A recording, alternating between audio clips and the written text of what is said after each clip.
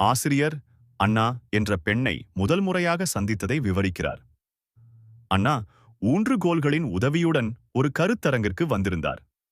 அன்றிரவு ஆசிரியர் நமது எண்ணங்களும் உணர்வுகளும் நமது உடலையும் வாழ்க்கையையும் எப்படி பாதிக்கின்றன என்பதைப் பற்றி பேசினார். மன அழுத்தம் தரும் இரசாயனங்கள் எவ்வாறு நோய்களை உருவாக்குகின்றன என்பதை அவர் விளக்கினார்.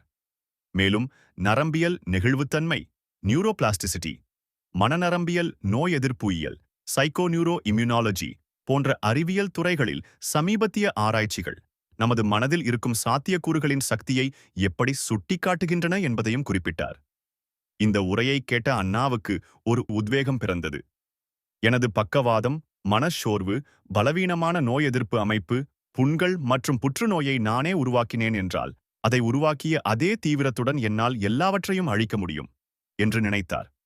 இந்த புதிய புரிதலுடன் அண்ணா தன்னைத்தானே குணப்படுத்த முடிவு செய்தார். கருத்தரங்கு முடிந்தவுடனேயே அவர் ஒரு நாளைக்கு 2 முறை தியானம் செய்யத் தொடங்கினார். ஆரம்பத்தில் இது மிகவும் கடினமாக இருந்தது. அவருக்கு நிறைய சந்தேகங்களும் பயங்களும் இருந்தன. சில நாட்களில் மனதளவிலும் உடலளவிலும் அவர் நன்றாக உணரவில்லை. ஆனாலும் அவர் விடாமுயற்சியுடன் தியானத்தை தொடர்ந்தார். அவர் தனது மருத்துவ சிகிச்சைகளையும் மருந்துகளையும் நிறுத்தியதால் அவரது குடும்ப மருத்துவர் அவரை அழைத்து, "நீ முட்டாள்தனமாக நடந்து கொள்கிறாய். நீ விரைவில் மோசமாகி இறந்து விடுவாய்" என்று கடுமையாக எச்சரித்தார். இதுபோக அண்ணாவுக்கு நிதிச் சுமைகள், குழந்தைகளின் தேவைகள் மற்றும் உடல் வரம்புகள் போன்ற பல பிரச்சனைகள் இருந்தன. ஆனாலும் எதையும் ஒரு காரணமாக கூறாமல் அவர் தனது உள்மனப் பயணத்தை தொடர்ந்தார். தியானத்தின் மூலம் தனது ஆழ்மன எண்ணங்கள், தானியங்கி பழக்கவழக்கங்கள் மற்றும் உணர்ச்சி நிலைகளை மாற்றுவதன் மூலம் அண்ணா தனது பழைய கடந்த காலத்தை நம்புவதை விட ஒரு புதிய எதிர்காலத்தை நம்புவதில் அதிக உறுதியுடன் இருந்தார்.